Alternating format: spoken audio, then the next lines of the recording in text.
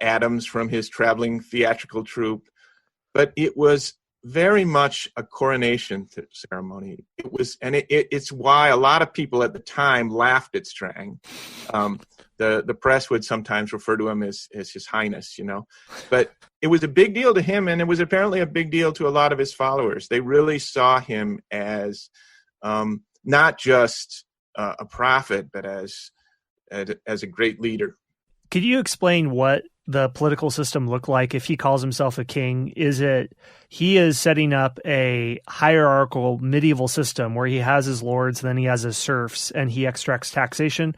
Or is it more the society sort of runs as it runs, and the people living there will tolerate him as he's promenading around and making declarations, but then once he's gone, they'll sort of go back to their own business, kind of like the serfs in Monty Python's Search for the Holy Grail that are sort of making fun of the king and questioning the system of monarchy. So what does that look like on the island? Well, I think it's a combination of both. I mean, he borrowed from the Masons this whole order. So people did have titles, a long list of heraldic titles. But I think also the island it actually didn't belong to him. He owned very little of the island. It had previously been occupied and owned by the Native Americans, although obviously they had different ideas of land ownership. But they had been forced off in a recent treaty, although many of them still live there. The government owned the land. So when Strang was arrested, in fact, the really good case against him was that he was poaching trees off government land. But it was basically a squatter kingdom after a while. He assigned parcels. He controlled power. He controlled the distribution of goods, stolen or otherwise.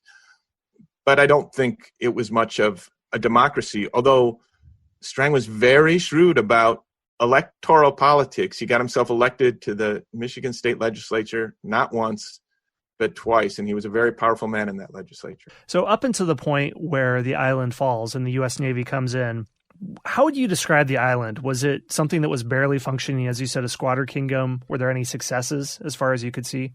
Yeah, I mean, I think some people really loved life in this utopian colony. And in fact, the colony survived long after the U.S. Navy's raid. Millard Fillmore, who was then president, was under great pressure to do something about what actually looked to a lot of people, and I think kind of to Strang, like an independent state on U.S. soil or an independent nation on U.S. soil, right? They really weren't operating on Beaver Island according to any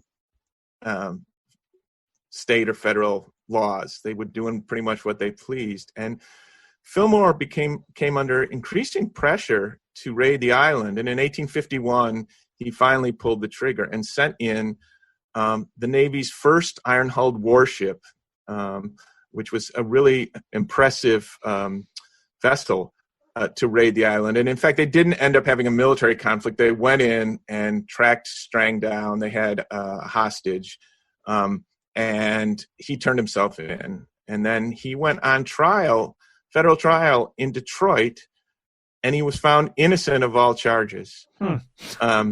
It's partly because he was a good lawyer. The guy was a really brilliant guy, and that was one of the fun things to write about him. And he outlasted Fillmore. Millard Fillmore went down in history, as Strang kind of predicted, as a non-entity of a U.S. president. And when he left power, Strang was still very much in control of Beaver Island. His downfall was not partly outside forces, but a lot of it, the people who killed Strang were his own followers. Hey everyone, Scott here. One more brief word from our sponsors. One thing before we get to his end, I'm curious, what does religion look like on this island? Because his following, I guess we could say it's an offshoot of Mormonism. And Mormonism has a theology where its primary holy book is the Book of Mormon. There are apostles, the group that would declare impacts on their theology and things that would change over time. For Strang's offshoot, is he the sole and only apostle? Do they use the Book of Mormon as their holy text, or is it something even less coherent than that?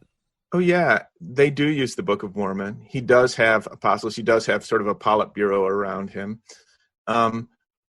But he also writes, he claims he didn't write.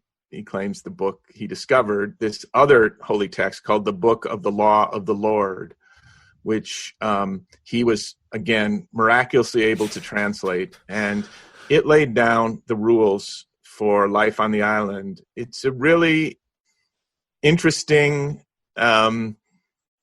constitutional document, among other things, as well as a theological document. It basically puts him in complete control of the island. But there's also, as I said before, some really interesting aspects to it. Its emphasis on the environment is one of them. It also, eventually, there were sort of two versions of it. And in the second version, he finally came out and endorsed polygamy.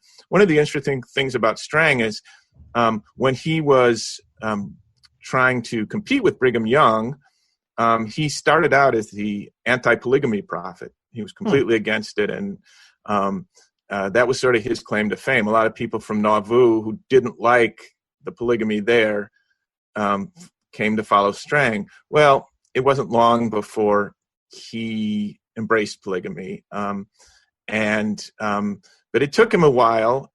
His first plural wife, his second wife, traveled up and down the East Coast of the United States with him for months, dressed in drag and claiming to be Strang's nephew, because he didn't want people to know that he had a second wife. So he had this young man, his young nephew and private secretary, who would come to meetings with him and take notes and write stories for the newspaper back on Beaver Island, and then they'd go back to the hotel together. They just happened to be sharing a hotel room.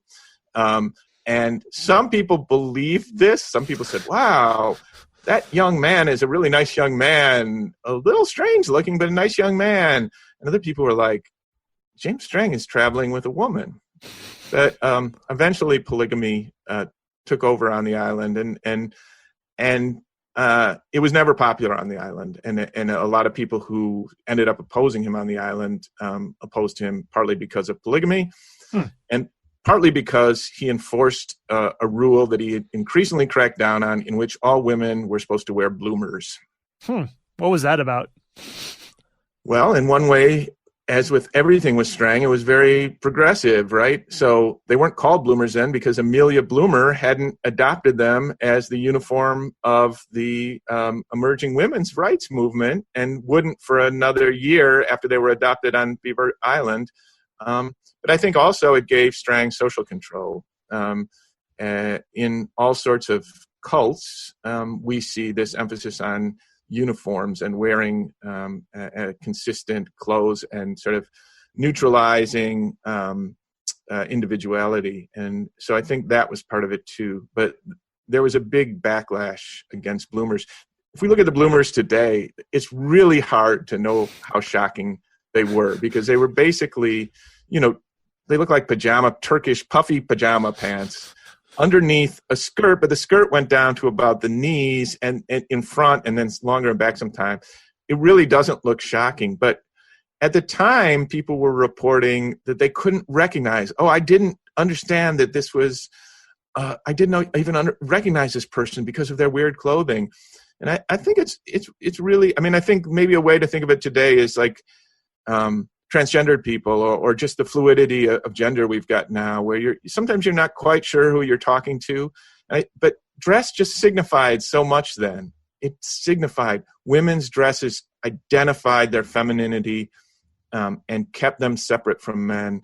And people did not like this fluidity in dress. And eventually that was a real point of contention between him and some of his followers. So what eventually leads to his downfall? Is it people within his community that are fed up with him? Is it someone from outside? Probably a combination of the two. It's mostly from inside, increasingly for many reasons. But again, around polygamy and bloomers, they sometimes called it the bloomer revolution, right? So people, women on the island stood up to it, but also men. My own feeling is probably these were just kind of the symbols. The way when we get mad at politicians today, sometimes we really get mad at them about one thing, but in from a historical standpoint, we see that was just like, okay, that was the focus of the rage. some of his top followers eventually ended up falling out with him, and there eventually began to be this plot to murder him. At that point, probably the state of Michigan and maybe the federal government were involved.